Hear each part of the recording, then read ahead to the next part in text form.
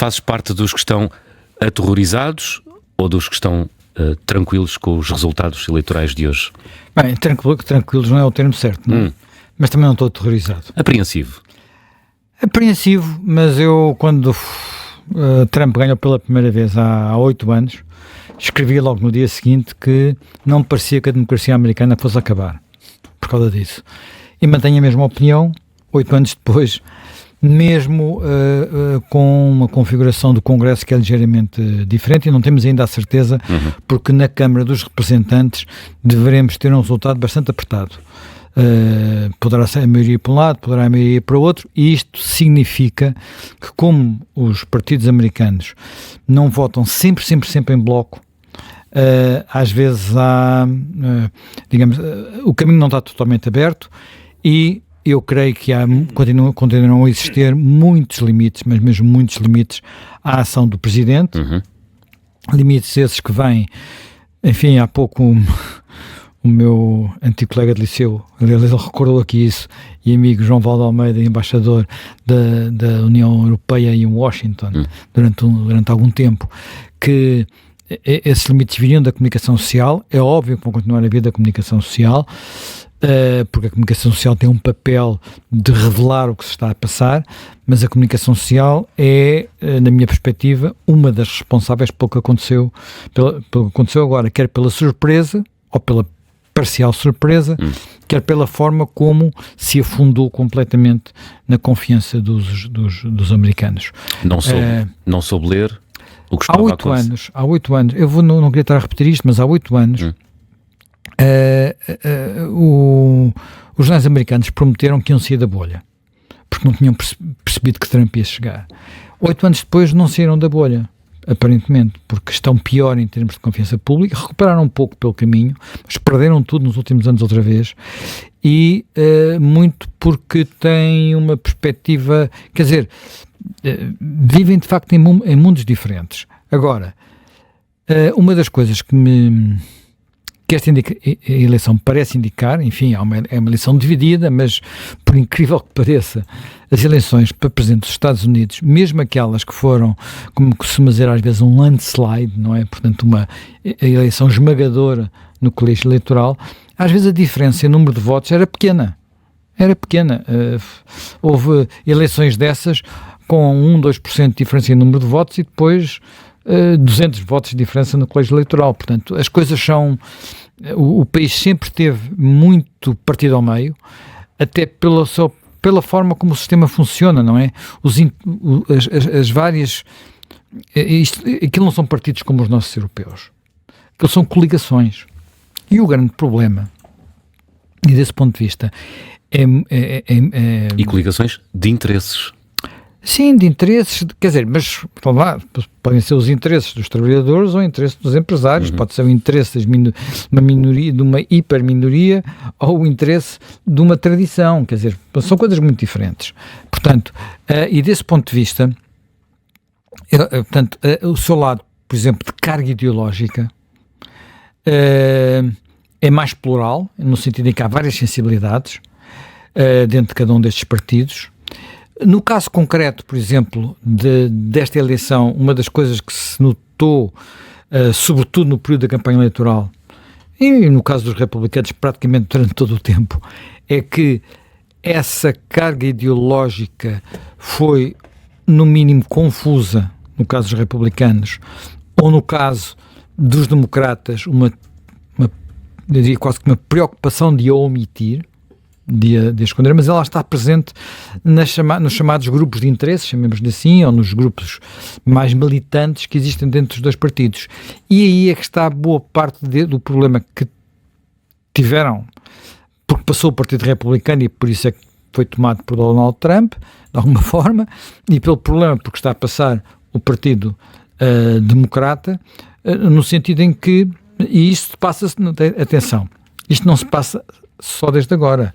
Quando nós olhamos para a política dos Estados Unidos nas últimas décadas, notamos que há uma crescente polarização e que há uma crescente até dificuldade de pessoas de um partido falarem com pessoas de outro. Eu às vezes falo com amigos americanos e percebo que, por exemplo, a maior parte deles são democratas, que eles não conhecem nenhum republicano, não se relacionam com nenhum republicano. E nós aqui em Portugal, eu relaciono-me com pessoas de todas as sensibilidades. Todas as sensibilidades, almoçamos, jantamos juntos, brincamos uns com os outros, insultamos às vezes, se for o caso disso. Por acaso houve um tempo em que não foi assim. Houve um tempo em que teve quase a não ser assim, mas nunca foi completamente. Mas teve quase a deixar de ser assim. Sim, houve um tempo em que houve uma tentativa de dividir bons e maus, mas não aconteceu. Não, e mesmo no tempo da Revolução houve períodos muito complicados em que era quase inimaginável falar com o outro lado, quase inimaginável, mas não chegamos aqui, quer dizer, aqui às vezes pergunta-se, nos Estados Unidos perguntava-se, mas é possível um casal, um votar em Trump e outro em Kamala, ou melhor, ele em Trump e ela em Kamala, e as pessoas discutiam, ele não deixa, aquele tipo machista e tal, pronto. Não sei se foi exatamente assim, até porque o que nos dizem os indicadores é que as mulheres brancas com mais de 45 anos ou 49 anos, votaram maioritariamente em Trump, um bocadinho contra aquilo que era a expectativa de muita gente. E depois nós temos também muitos estereótipos na cabeça. Mas eu gostava de dizer aqui uma coisa que talvez seja de tudo. Antes de ir a isso, deixa-me dizer outra coisa. Primeiro, porque é que a sociedade americana na política se polarizou tanto? Há muitas explicações. E eu há duas de que gosto particularmente. Uma tem a ver com um sistema que aparentemente é mais democrático, que é o sistema das primárias. O sistema das primárias não existiu sempre.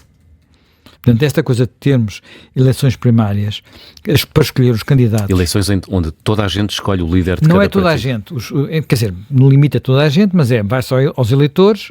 Os eleitores inscrevem-se no sentido de serem, eu sou democrata, que é uma coisa também que é estranha aqui na Europa, não é? Portanto, podem-se registar como democratas ou registar-se como republicanos e depois vão entrando podem votar para escolher os candidatos a tudo.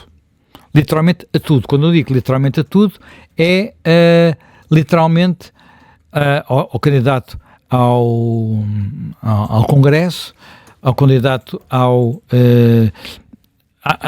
Câmara Municipal e ao candidato a Presidente. Eu sei que há uma notícia ali, portanto é melhor nós interrompermos no instante. É verdade, 10 horas e 34 minutos, agora sim é oficial, Donald Trump acaba de ser eleito Presidente dos Estados Unidos.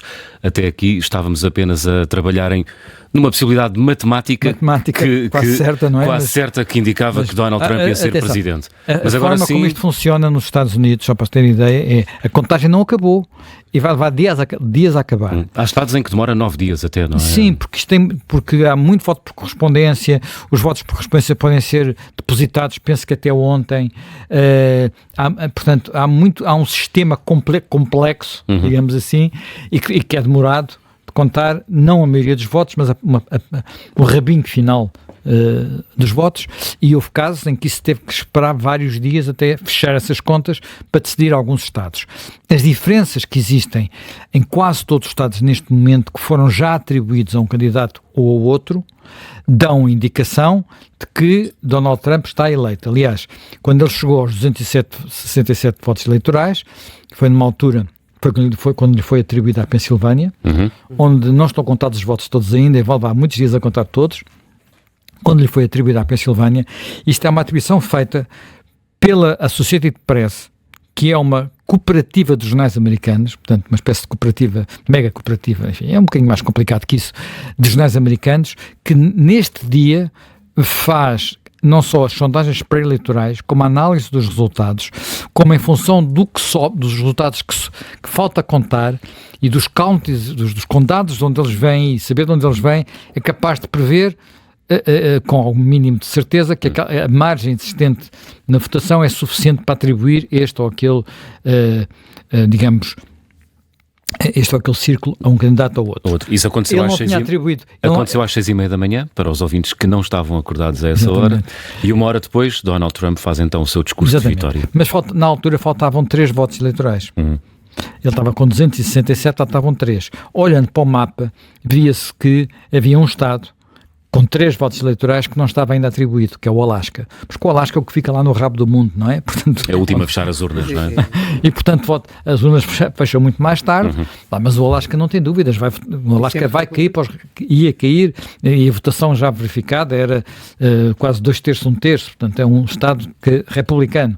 E por isso, pronto, os 270 votos eleitorais estavam lá. Mas independentemente disso, e só apenas este parênteses, deixa-me voltar ao ponto em que eu estava. Portanto, um dos problemas das primárias é que as primárias têm 50, 60 anos, mais ou menos, como hábito. Portanto, antes os candidatos eram escolhidos naquilo que se chamava os quartos escuros cheios de fumo, na parte de trás das salas das convenções. Portanto, os grandes dos partidos juntavam-se e negociavam entre eles e escolhiam um candidato. Portanto, e não havia uma participação direta dos eleitores. Agora, essa participação direta. Problema. O que se tem verificado nas primárias é que, e isso é porventura até mais complicado a nível de, por exemplo, quando se escolhe um candidato para ser senador ou para ser congressista ou para ser representante, que é como se mobilizam não todos os eleitores, mas apenas aqueles que estão inscritos, que revelam que são daquele partido. Há poucos estados em que os independentes possam votar nas primárias. Portanto, a tendência é para os mais militantes e, no limite, os mais extremistas, puxarem para esse lado. E, portanto, muitas vezes os candidatos que falam mais aos setores mais ativistas, mais militantes, mais extremistas dos partidos, têm vantagem nas primárias.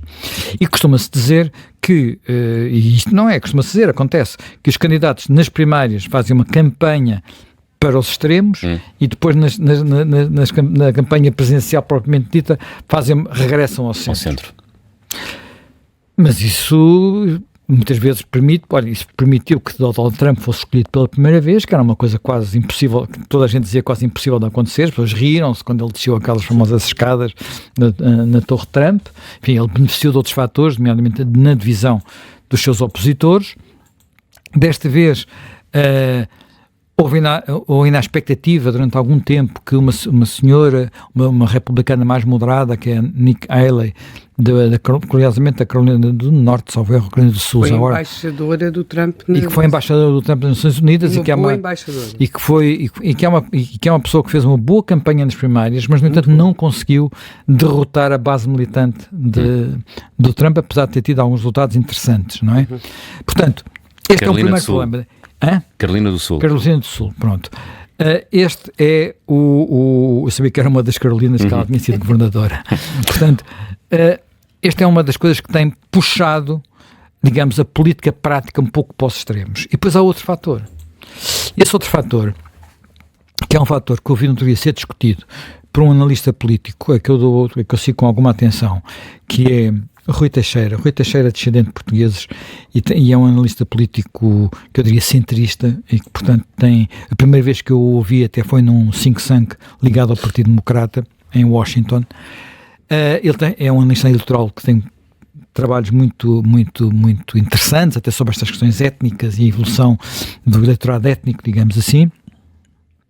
E ele dizia que aquilo que estes dois partidos têm estado a fazer nos últimos 40, 50 anos é, quando ganham por 1, acham que ganham por 100.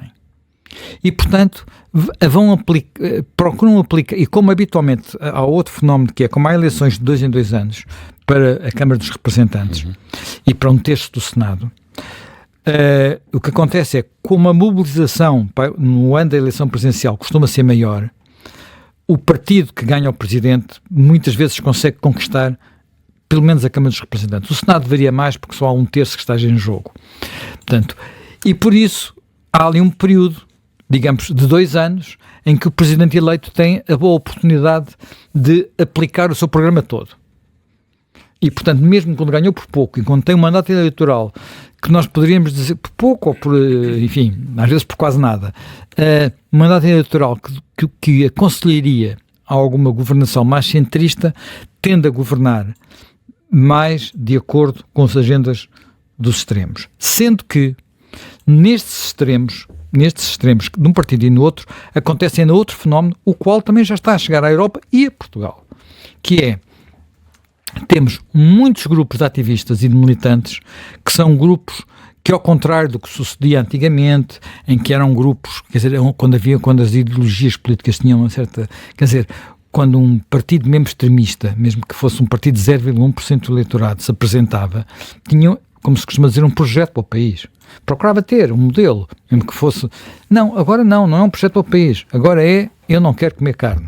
Microcausas, não é? Ou eu quero acabar com não sei o quê. Ou eu quero que a bandeira da Confederação volte. Portanto, são microcausas, microcausas de que eles não arredam pé, mas que acabam por condicionar imenso a vida dos grandes partidos. Falámos disso aqui ontem, quando eles, por uma razão aritmética, passam a fazer parte de uma solução de governo. Às vezes com 2 deputados é o suficiente. Impõem... Um país onde isso também é dramático é Israel. Exatamente, porque não tem propriamente um governo de um partido. Que tem um governo de uma quantidade de partidos e no meio daqueles partidos há um partido religioso, que é uma coisa horrível, uma agenda horrível, mas só está preocupado. Há um partido dos colonatos.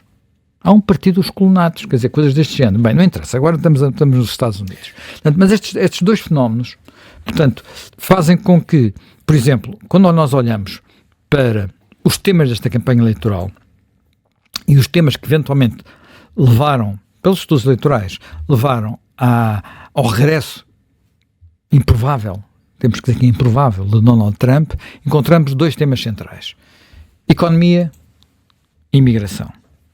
Na economia eu devo dizer que há alguma injustiça, porque a economia nos Estados Unidos está a melhorar. Mas como todos sabemos também, até Portugal, a economia, a macroeconomia e melhorar, os números melhorarem, não se reflete logo no bolso das pessoas. E a inflação é um fenómeno económico muito traumático nos Estados Unidos. A inflação é um fenómeno muito traumático. Eu suspeito que as políticas de Trump vão voltar a fazer regressar a inflação. Suspeito, mas isso é outra... Veremos daqui a uns tempos. Mas não tenho dúvidas que houve políticas de Biden, nomeadamente os trilhões que ele injetou na economia para recuperar a economia, que ajudaram à inflação. As pessoas acham que a inflação... Ajudaram a mitigar. Não, a subir. A subir, a disparar. Portanto, políticas de recuperação pós-Covid.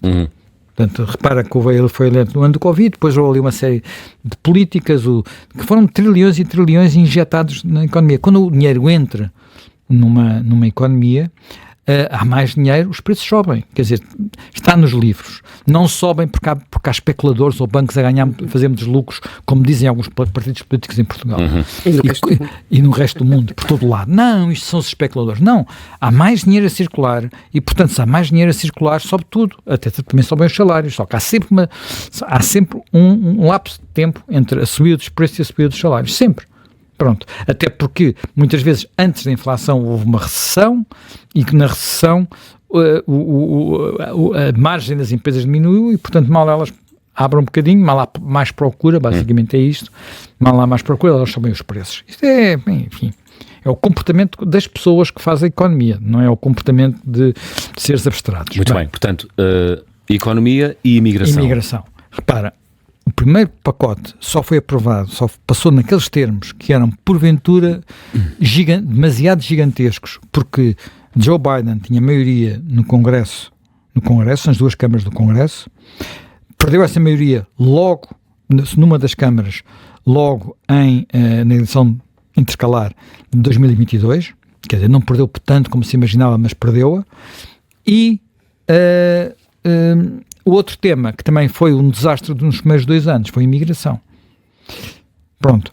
E nós dizemos assim, mas se ele não tivesse, porventura, se não tivesse cometido esse erro, se não tivesse feito aquilo, ainda ontem eu ouvi uma comentadora dizer que Joe Biden foi provavelmente dos últimos presidentes dos Estados Unidos o que governou mais à esquerda. Nós em Portugal não temos muito noção disso, mas é um bocado de verdade. Em alguns aspectos é um bocado de verdade. E, sobretudo, no início do seu mandato. Eu não sei o que é que vai acontecer agora com Donald Trump, que é capaz de fazer o mesmo em sentido contrário. o que é mau sinal.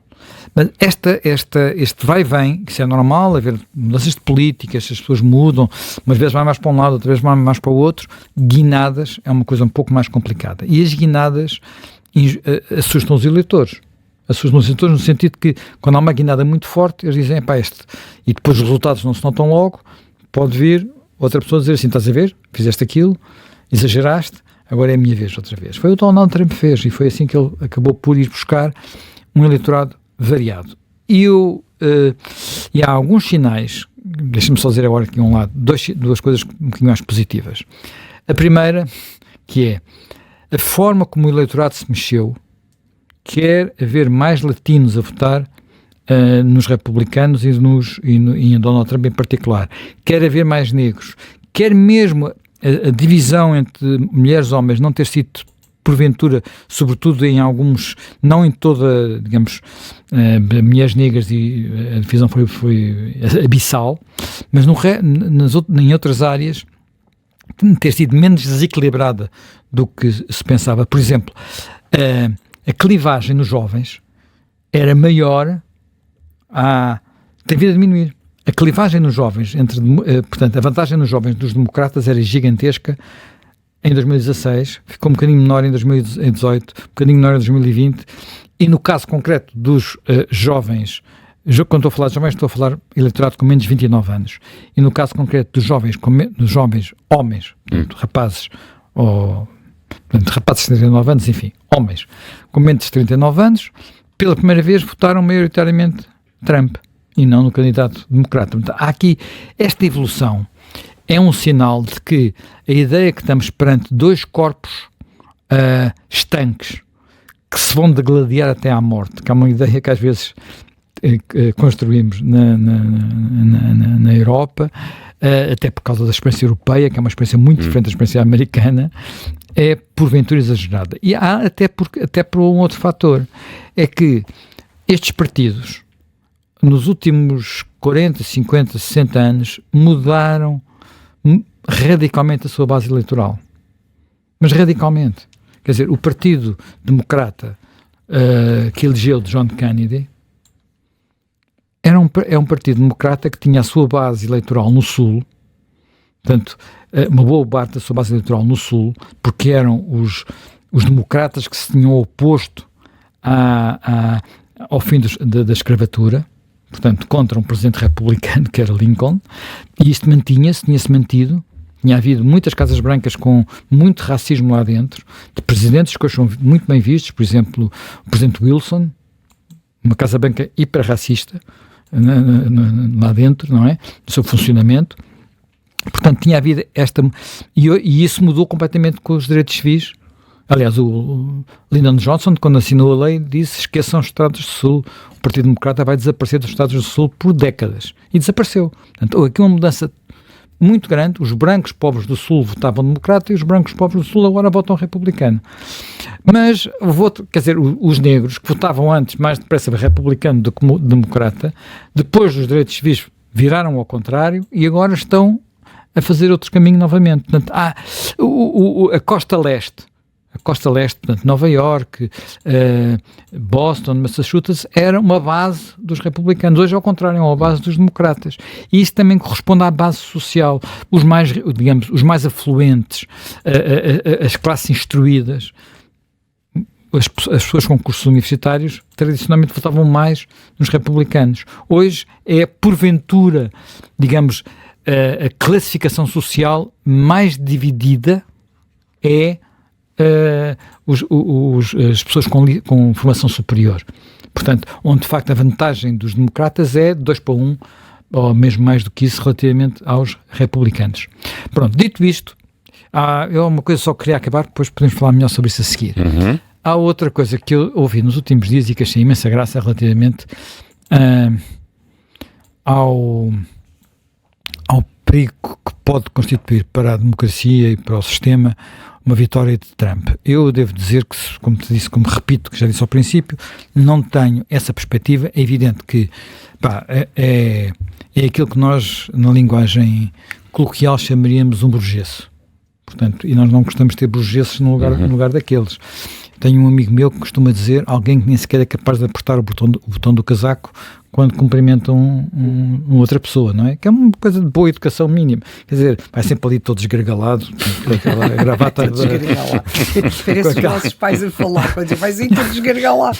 Pronto, mas quer dizer, nós sabemos que nos temos que apresentar de determinadas maneiras, as questões têm a ver com boa educação, com comportamento. Mas, portanto, ele depois diz coisas e faz promessas, mas agora... Desculpa de interromper, não temos que isso se reflita na sua governação, porque achas que ele exagerou na campanha e vai porque acho que ele é uma coisa enquanto presidente, ou porque a democracia americana tem sistemas de autocontrole? Eu acho que a democracia americana continua a ter, além da imprensa, tem outra coisa que as pessoas esquecem. A América é um Estado federal. Os Estados têm imenso poder. Vão ver o que aconteceu nos Estados com os 10 referentes sobre o aborto. Que houve decisões em direções contrárias, e vejam também, para terem noção, às vezes, da discussão americana, que em muitos Estados foi colocado, o que estava em discussão era se o aborto devia ou não, mas dito com todas as palavras, não é subentendido, se devia ou não ser permitido até à viabilidade do feto. Que é uma coisa, por si, bastante complicada de definir. Até à viabilidade do feto. 24 semanas. Enfim, já foi 26, pronto. Até à viabilidade do feto. Houve Estados que aprovaram isso, houve outros Estados que chumbaram essa alteração. Enfim, não vou... Mas isso mostra... E, portanto, o Presidente não vai mandar nisso. Quer dizer, não vai mandar nisso. Não há poder para mandar nisso. Estás a ver? Por exemplo, o Trump aí, para mim, tem a posição mais correta. Devolve-se o poder aos Estados. Não é um poder do Tribunal, do Supremo, é sim um problema que o povo deve decidir, uma questão que o povo deve decidir, Estado a Estado. Eu sei que se criou esta narrativa de que o Trump era contra o aborto, o que não será necessariamente o caso, mas não só aquilo de que se fala quando se fala de aborto nos Estados Unidos muda Estado a Estado, e em alguns Estados muda para prazos que na Europa nós metemos as pessoas na prisão se fizerem aquilo, mas também eu acho que ele tem razão nessa matéria. Devem ser os Estados a decidir. Sim, eu também tenho uma opinião, mas é uma discussão mas tem muito a ver com estas coisas que se dizem, que é a estupefação por aquilo que eles não fizeram. Por exemplo, a indignação que varreu a Europa por causa da questão do Washington Post apoiar ou não apoiar um candidato. Mas nós aqui em Portugal, por acaso, algum jornal o faz ou alguma televisão, repare-se a discussão que houve quando a Rádio Renascença, que é uma emissora, que se apresenta como emissora católica portuguesa, todos os dias diz isto não sei quantas vezes, durante o referendo ao aborto, tomou uma posição. Pois estranho seria que não tomasse, não é? Mas, portanto, nós acabamos muitas vezes por ter uma espécie de umas reações de chilique perante coisas que nem percebemos que, para nós estamos decidimos de outra forma completamente diferente. Agora deixa-me só dizer uma coisa que eu acho graça no fim. Quer dizer, não sei se as pessoas vão achar graça, que é assim. Como é que as pessoas admitem que uma pessoa está sempre a dizer aldrabices, está sempre a dizer, está sempre a necessitar de ser corrigido, e que insiste nas aldrabices e que insiste em coisas que nós, em alguns casos, chamaríamos mentiras descaradas? Como é que o elegem? A única explicação que encontro para isso, e foi uma explicação que me deram... É mais ou menos uma coisa que tem a ver com a mentalidade americana, é que ele não é totalmente levado a sério. E não é o primeiro em que isso acontece, já houve outros presidentes que faziam a mesma... Não se leva totalmente a sério o que as pessoas dizem, porque sabem que não vai ser exatamente assim que acontece, e os Estados Unidos até têm um desporto que é um desporto em que isso é exatamente assim. Um desporto que não é para levar a sério, que é o wrestling. E lembras daquele wrestler que apareceu a falar no último dia do Congresso? Hulk Hogan. O Hogan, o mais famoso de todos. Quer dizer, é um desporto de fingimento. Tirou a camisa e fez número. Vão-se matar um ao outro. Sim. E tudo aquilo vão-se matar um ao outro, e toda a gente sabe que eles estão ali como charlatães, no fundo, não é? Portanto, é política espetáculo.